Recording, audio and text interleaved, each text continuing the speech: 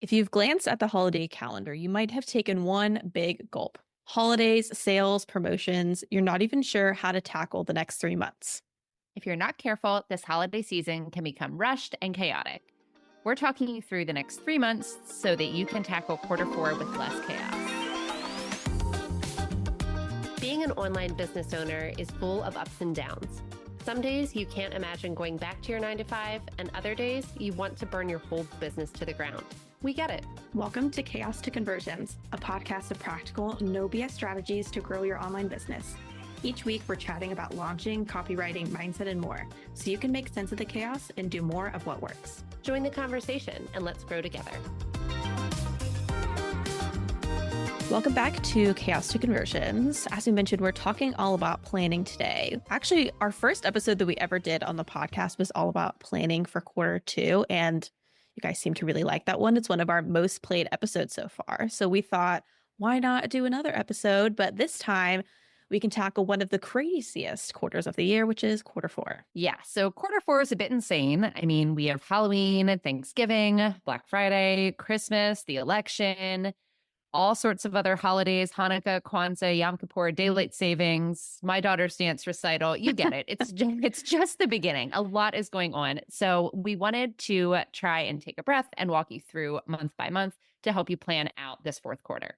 Before we actually jump into a month by month breakdown, we kind of want to recap episode 1. You can listen to the full thing by going back and listening to episode 1, or you can just kind of deal with our little recap here. Because a lot of the things that we actually shared in that episode while we were talking about quarter 2, they really are things that you can use throughout the year. So a quick recap. One of the big things we talked about is planning in a way that works for you. So you can plan 1 month at a time, kind of how we're going to talk through in today's episode. You can say, I'm just going to plan October 1st. Or you can say, okay, I'm going to look at the big picture for this entire quarter. What is actually the goal that I want to happen over this quarter? What do I want to aim for? And then break it down into kind of more manageable monthly goals or weekly goals, however your brain works. Start by just creating that general plan. The next thing that we also talked about in that episode was considering personal items. And this is really important, especially in the holiday season. If you know that you're going to be taking a week off for Thanksgiving, or you have your daughter's ballet recital or whatever it might be, you should probably mark that off on your calendar so that you're not planning a big launch on that day, that you're not giving yourself a ton of to-dos on that day that you know you're going to be taking off. So start by marking those things down.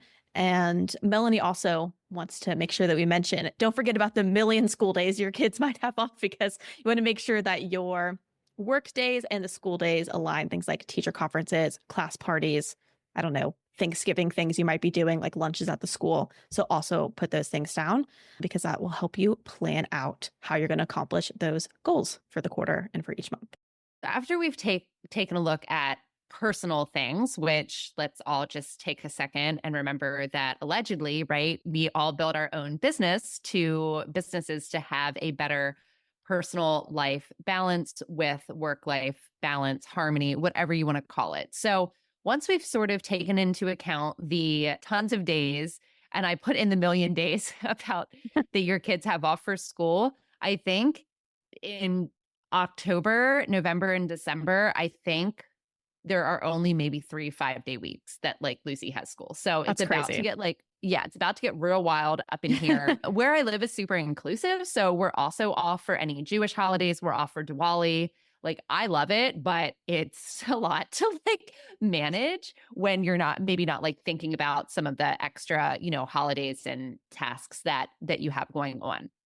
So after you've thought about your personal life and you've make sure you have all of those big things that you need to make sure that you're at, and you have childcare for if you have kids or anything like that, after you've got that all marked off and down, think about anything that you want to do for your business. So I know we sound a bit like broken records here, but you want to make sure that you're definitely planning ahead, because if you're launching in the new year, a lot of people launch sometime in January, maybe February, but January is a big time to launch no matter what your niche is. So no matter if you're business to business or more business to customer, even if you're in the teacher space, I've seen January be very successful for launches, even in the teacher space. Usually, summer is the number one time, But after teachers have had a little bit of time to like rest and recoup a little bit, they might be looking to revamp their classroom management, for example. So don't overlook January. If launching in January or the new year is something that you want to do, you probably don't want to be like prepping for a launch hardcore between Thanksgiving and, the Christmas time or the holidays. So I would really advise that if you're thinking about launching in the new year, January or February, it sounds really far in advance, but I would start now. So you're not feeling as crunched over the holiday season. And of course, if you're doing a Black Friday promotion and you don't want to feel like super rushed or stressed out, now, like literally today would be a really great time if you want to do something for Black Friday to get your ducks in a row and start planning out exactly what you want to do. I mean, that being said, there's nothing wrong, just to be real clear, there's nothing wrong if you don't want to like make Black Friday a big thing. You totally don't have to. Me personally, I think it's pretty fun. So I like to do something, but I do it because I actually want to. I don't, you're doing something this year, Branda, but I don't think you did anything last year, right? You were just like, I'm not doing that. I'm tired. Haven't for like 2 years before this. Yeah. I mean, that's fine. To be really clear, like I do it because I like it. But if you don't like it and you don't want to do it, then like just don't do it. It's really that easy. You don't have to do it if you don't want to. Here's your permission slip to ignore Black Friday if you want.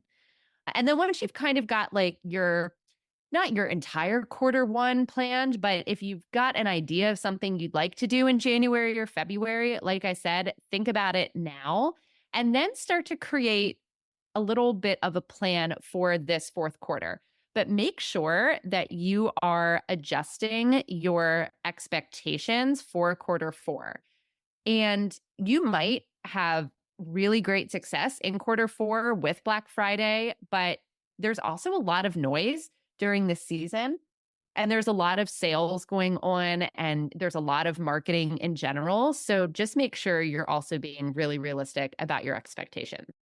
Okay, so that was, again, kind of a recap of what we talked about in episode 1 and some good information to just generally keep in mind anytime you're planning your content. But now we want to actually dive in month by month. So we're going to start with October and a couple things going on this month to just be aware of, things like Yom Kippur, Halloween, Indigenous Peoples Day, Thanksgiving for the Canadians. You want to keep all those holidays in mind. I'm sure there's many more that I'm not even touching on. So keep those things in mind because you can plan some really fun content around those things, but also, again, setting expectations clear. Like on Halloween, maybe you normally do post things on, I don't even remember. I think Halloween's on a Tuesday this year. Maybe you always post a specific piece of content on Tuesdays. Maybe that you won't change the day that you send out that email or something like that, right? So just kind of keep that in mind. Okay, so things you might be doing this month to prep, to get ahead. The first thing is sharing specific holiday or quarter four related resources. So for example, a lot of people are planning this time of year, or at least getting ready and thinking about, okay, what am I going to be doing for 2025? So do you have a product or resource that could help someone plan, help someone get ahead, or start their year off on the right foot? Or maybe you have a specific resource for fall or for October, especially if you're in the teacher space. Do you have Halloween related resources, fall writing resources? Definitely want to be promoting those this time of year. So think about where your customer is at, what they're needing from you, what they're struggling with in October, and make sure you're talking about and promoting those things. And I know I just touched on this a little bit when we opened up, but since we're kind of taking it month by month now, and we're talking about October, and we're about 6 weeks out, I would say, from Black Friday. Luckily, it's a little bit late this year, but make sure that if you are doing it, yay you, but start to plan it now so you are not stressed out about it. And if you're not doing it, also yay you, and you can maybe think ahead to the new year. So if you've got something that you want to launch in January, start mapping out your launch strategy now, getting ahead on content. So it's a gift to 2025 you, to future you when you're starting now. Okay, so if we're talking about November, this November especially, we have a lot going on. If you are living in the United States, of course, we have the election coming up. Yikes. We also have daylight savings time, which if you're a parent, that is traumatic. There's Veterans Day, Thanksgiving, Black Friday, Cyber Monday, Diwali, all sorts of things that are happening in November. So like we mentioned in the intro, make sure that you are marking off any holidays and any mental health days if you need them, which we all might, in November. Other things that you might do this month is really finalize, and I mean like actually finalize that Black Friday, Cyber Monday promotions if you're doing any of it. There is an episode coming out in a few weeks all about ways to increase your revenue for Black Friday, where I talk about some little extras that you can add to your Black Friday offers if you're doing them. And it's meant to be not a whole lot of extra work for you using things that you already have. So my point is, if you have your Black Friday promotions already kind of ready to go in early November, you're going to have that extra opportunity to add a little fluff, a little sprinkle, a little sparkle to those Black Friday offers and hopefully drive your cart value up. So if you've got anything going on there or transitioning, of course, into the new year, make sure that you are keeping on top of that and starting to gear up and really warm up your audience in November for a New Year's launch. And that might sound crazy, but if you're launching in January, I really want you to have a much longer launch runway. I just did a launch strategy session this week, actually. So I'm talking end of September for a January launch. And that seems wild, but holidays, people are not paying attention. Everybody's wrapped up in their own shit. Everybody's busy. And, I get it. Everyone is. So you want to start to attract people to your audience. Literally, like your launch runway should be starting today, basically, if you're launching in January, not to like freak you out, but you should already be kind of warming up people to what you want to launch, because in November and December, people are busy and they're just not going to be paying as close of attention. So if you're trying to launch in early January, you want to try and get some of the right people on your list and into your world like right now. Some other things to kind of think of in November, especially if you're a service provider, but this does apply to you if you're doing product-based stuff as well, is any business pivots you want to make in the new year. Sometimes when the new year rolls around, it's a perfect time for us to change pricing, maybe change the kind of services that we're doing.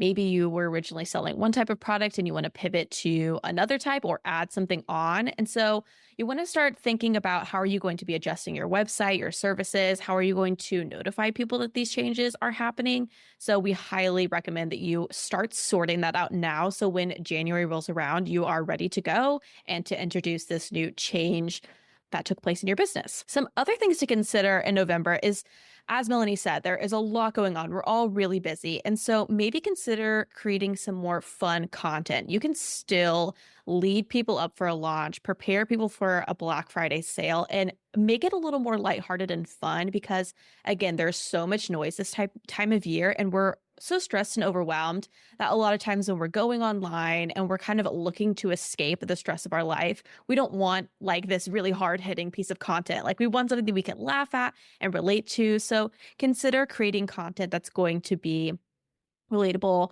funny, that people want to share and engage in this time of year. And the last thing to kind of consider in November is getting ahead and batching content so that you don't have to create a ton of stuff while you're in the middle of your vacation. Even if that is you sitting at home eating potato chips on your sofa, that is still a vacation and you should get time to do that. So you don't need to be writing emails while you're trying to binge watch Gilmore Girls. Last week in episode 34, I talked about some different ways to batch.